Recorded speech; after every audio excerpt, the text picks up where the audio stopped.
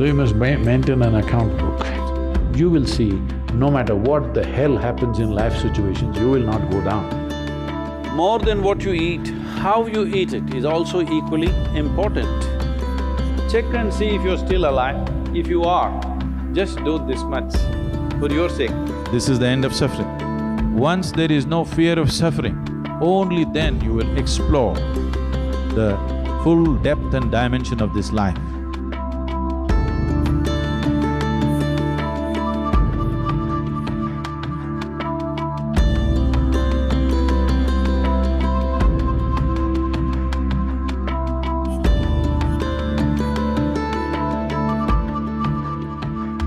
Outside challenges are many. There are many things in the world. Some things will happen, some things won't happen, some things will act for us, something will work against us. These things are happening all the time. But am I functioning for myself or am I functioning against myself?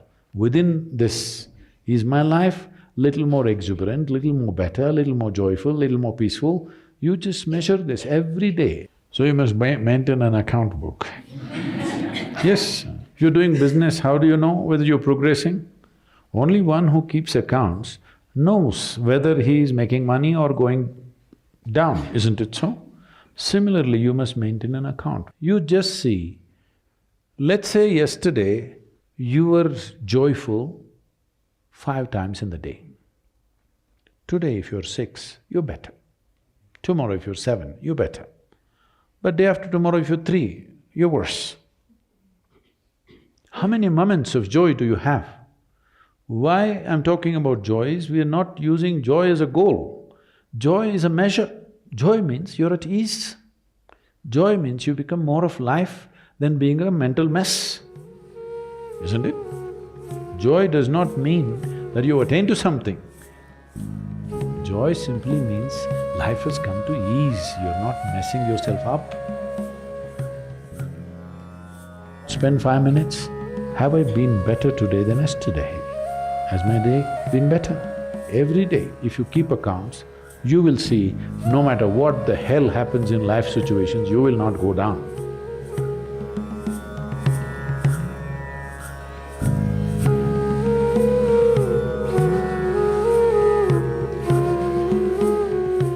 Here I'm not trying to tell you what to eat and what not to eat. You eat whatever you want. But being a human being, the most important thing is that you do it consciously. Whatever you do must happen consciously. Your selection of food and consumption of food also must happen consciously. More than what you eat, how you eat it is also equally important. When I say how you eat it, these are all live substances. Every one of them had a life of their own, whether it's a plant, animal, vegetable, every one of them had a life of their own. If you approach it with a certain sense of gratitude and reverence towards the food that you eat, when I say reverence, it may feel like too much for you, but I'm asking you, let's say we put you in a room and you had nothing to eat for 5 days.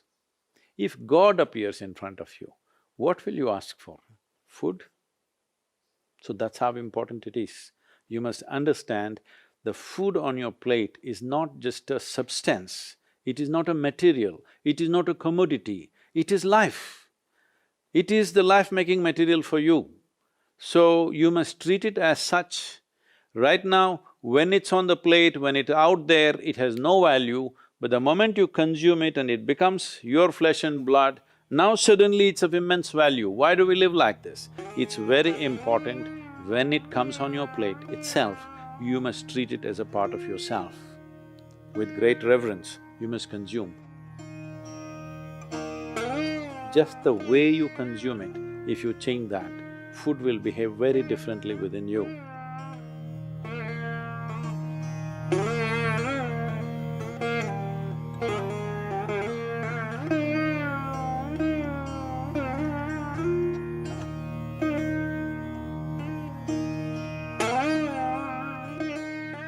The soil that you walk upon has a certain sense of intelligence and memory. So even if you happen to live in a concrete jungle, it is important to keep in touch with the earth upon which you live. create ways for yourself to somehow remain in touch with the soil or the earth upon which you live, that part of the earth. With your bare hands and bare feet, see particularly the palms and the soles, if they come in touch with the earth on a daily basis, at least for a few minutes, a certain harmonizing of the physiological process will happen just being in contact with the earth. If you spend at least a few minutes in your garden, barefooted, touching plants or trees, because this is the basis of your life. All life, yours and every other creature, has come out of this earth. Stay in touch with it and harmonize your system.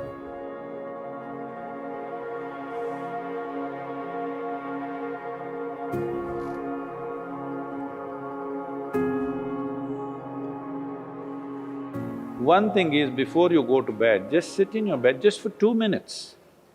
2 minutes, just see, suppose you're going to die right now in 2 minutes' time, how it'll be, and then sleep. You will see tomorrow when you wake up, you will wake up like you just born.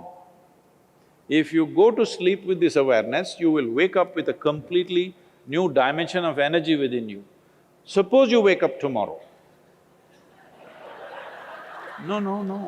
No, that's not… See, you think it's a joke, that's a problem. Every day, nearly 300,000 people don't wake up tomorrow. So in case you wake up tomorrow, check and see if you're still alive. If you are, just do this much, for your sake, not my sake. One big smile, you're still alive. Hello? Is your is your life worth this much? See, do not think every day you will wake up, one day you will not wake up. Yes or no? Tomorrow morning you woke up, check if you're still alive. If you're dead, I will pardon you. If you're alive, one big smile. Then if 300,000 people die on the planet, maybe 3 to 5 million people would have lost somebody who's dear to them. So just check those 4 or 5 people who matter to you in your life, all of them still alive. One more smile. Hello?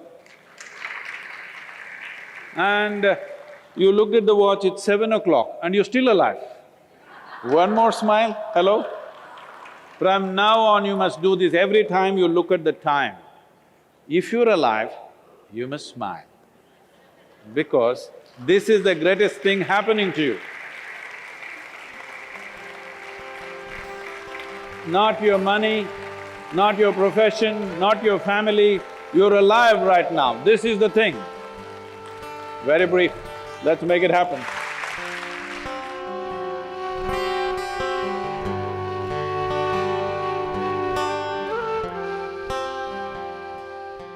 Your ability to live well on this planet is essentially how well you can harness this body and this mind.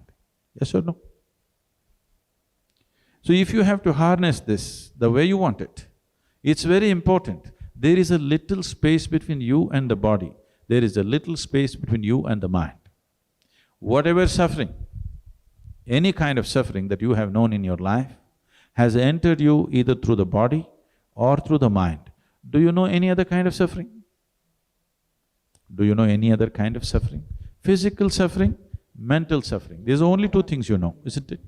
If a little distance arises between you and the body, between you and the mind, this is the end of suffering. Once there is no fear of suffering, only then you will explore the full depth and dimension of this life. So, one thing we want to do is, we are bringing this what's called as Isha Kriya, which gives you a distance between you and your thought, between you and your body. If people experience this for 2 minutes a day, their lives will change. Definitely, I'm telling you. Once they know the freedom of it, you will not like anything. You will not like any drink or drug or whatever, because it is a much big high than that. Much big high than anything that you have seen. So one of the resolutions that you take for the new year is, I meditate.